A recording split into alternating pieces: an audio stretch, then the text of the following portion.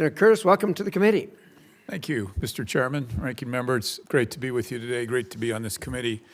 Senator Rubio, for the last 7 years, from a distance of about 600 feet, that's what separates the House chamber and the Senate chamber, I've watched and admired your work from a distance. And on a few, but very fortunate times, I've had the chance to actually be wind at your back on some of your work supporting Taiwan and protecting Hong Kong dissidents as we work together on some legislation. Now, in a twist of events, I sit not far from where you once sat, and there's another symbolic 600 feet between us, between the State Department and the Senate. And I'm excited to work with you in your new role. And I would like to continue to be wind at your back on a lot of issues, and none more important to me than China. And if you remember really nothing else about our short interchange today, please know that that's very important to me, and I hope to work with you on what I view the aggression of China, and in many ways, their global push for military and economic supremacy, I think, is a threat in many ways. China is imposing, it's what they call China One principle on the world, which is very different than you know from our China policy. Can you kind of describe how we can push back on that and how we need to make sure we're shaping that conversation? Yeah, and well, the first is to understand that the One China policy is, and the U.S. policy towards the issue of Taiwan has been consistent and reaffirmed by every administration since 1979. And it is the combination of the Taiwan Relations Act with the 6 assurances that make clear that the United States, we're not going to pressure Taiwan into any arrangement. We're not going to tell you when we're going to stop, or if ever. We make no commitment to not helping them in their national defense. We're not going to force any outcomes. And frankly, we are going to do everything, and we reject any effort to coerce, intimidate, and or forcibly drive Taiwan to do whatever China wants them to do. And that's been our position, and that will continue. That was the position under President Trump's first administration. I anticipate it will continue to be in the second administration. I think within that context, it's important for us to find every opportunity possible to allow Taiwan to engage in international forums where important issues are discussed, and they're not represented. Irrespective of what China claims about One China principle, they're not represented. And so the views there need to be made. They need to have an opportunity in these forums to be made clear. But I think stability is critically important. Here's the one thing I would point to here with regards to stability. If the Chinese are in fact serious about stabilizing U.S.-China relations and finding avenues of which we can be cooperative and avoid conflict, then they will not do anything rash or irrational when it comes to Taiwan or the Philippines for that matter. The actions they are taking now are deeply destabilizing. They are forcing us to take counteractions because we have commitments to the Philippines and we have commitments to Taiwan that we intend to keep. And so if they want to destabilize the relationship, or they want to help at least create some pathway for stabilization of our relationship with them, even as we remain engaged in global competition, and in some cases more adversarial than others, they really need to stop messing around with Taiwan and with the Philippines, because it's forcing us to focus our attention in ways we prefer not to have to.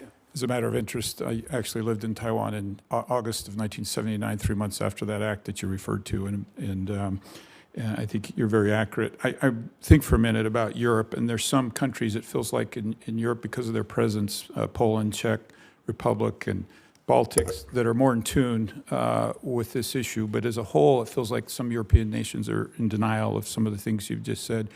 You talk a little bit about how we work with our NATO friends over there and how we get them to appreciate this and actually play a part in this?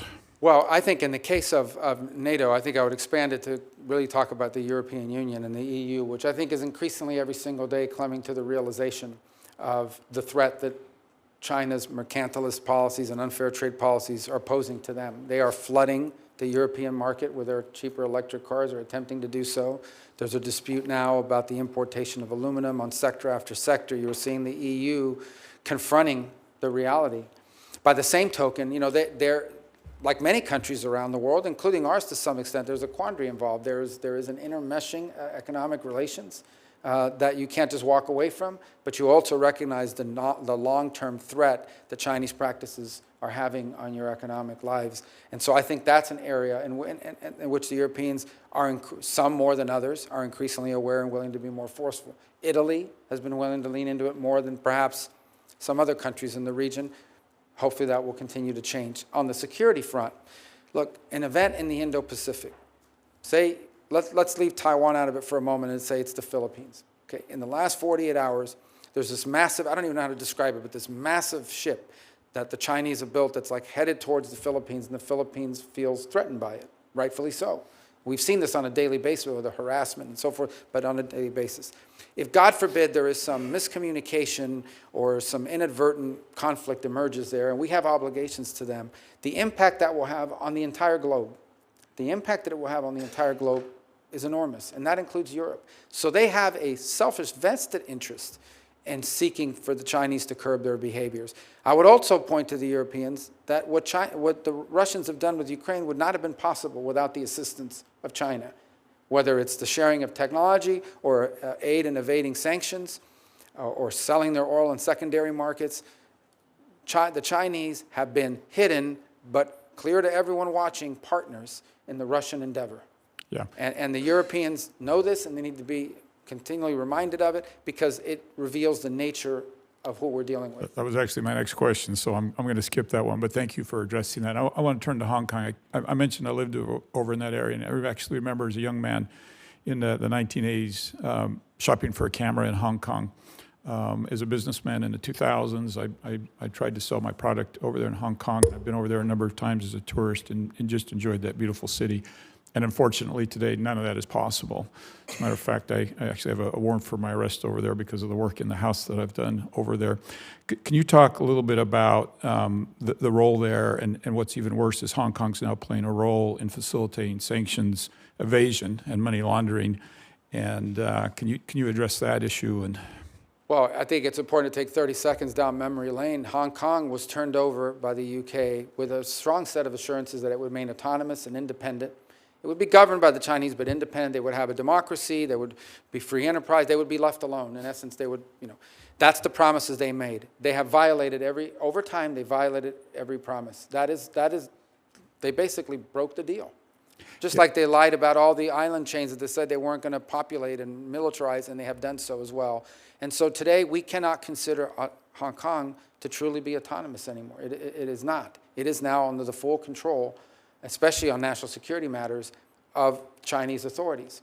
And it should not be surprising to us that these deeply rooted banking institutions that are in Hong Kong, who long have served as financial capital on the global scale, are now being used to the benefit of the Communist Party and to evade global sanctions.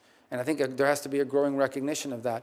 I also think it's important to remind those sectors in finance that are still involved there that the Chinese national security now that's now been implemented in Hong Kong allows them, if they don't like what you're doing, to basically trump up any charges they want, go into your offices, raid the boxes, see all of your files, threaten to jail you, and they've done so in some cases. So it's no longer a hospitable place for people to conduct financial activity. So I think we'd have to call it for what it is. The notion that Hong Kong is now some autonomous entity that operates within China's system but independent of it and the decisions they make is a complete work of fiction. yeah, and I hate to, I want one more quick question, but I also want to point out before we go on how good it could have been for Hong Kong and China had they kept that agreement. I think that'd been a whole lot better for China. Last question as we run out of time. Obviously, there's a lot of conversation about Panama in the news. Can you talk about the Chinese influence in the Panama Canal, what Americans should know? Well, let me tell you, I actually didn't print a lot of, things to read like verbatim here, but there's one that I thought was interesting that I wanted to share, and I'm not going to put it out there for everybody, but the whole thing, but maybe I'll submit it for the record. But I just went through, this thing with Panama on the canal is not new. I visited there, it was 2016. I think I've consistently seen people express concern about it, and it's encapsulated here in quote after quote. Let me tell you, the former U.S. ambassador who served under President Obama said, "The Chinese see in Panama what we saw in Panama throughout the 20th century, a maritime and aviation logistics hub." immediate past head of U.S. Southern Command, General Laura Richardson, said, "I was just in Panama about a month ago and flying along the Panama Canal and looking at the state-owned enterprises from the People's Republic of China on each side of the Panama Canal. They look like civilian companies or state-owned enterprises that could be used for dual use and could be quickly changed over to a military capability." We see questions that were asked by the ranking member in the House China Select Committee, where he asked a witness and they agreed that in a time of conflict, China could use its presence on both ends of the canal as a choke point against the United States in a conflict situation. So the concerns about Panama have been expressed by people on both sides of the aisle for at least the entire time that I've been in the United States Senate, and they've only accelerated further. And this is a very legitimate issue that we face there.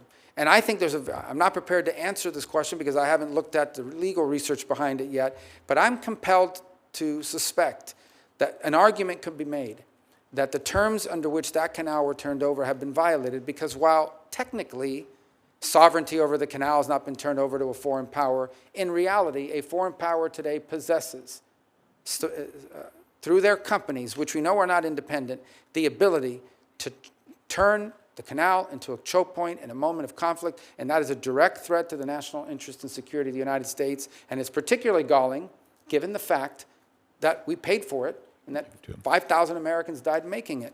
That said, Panama is a great partner on a lot of other issues, and I hope we can resolve this issue of the canal and of its security, and also continue to work with them cooperatively on a host of issues we share in common, including what to do with Thank you. migration. Senator, I'm out of time. Thank you so much.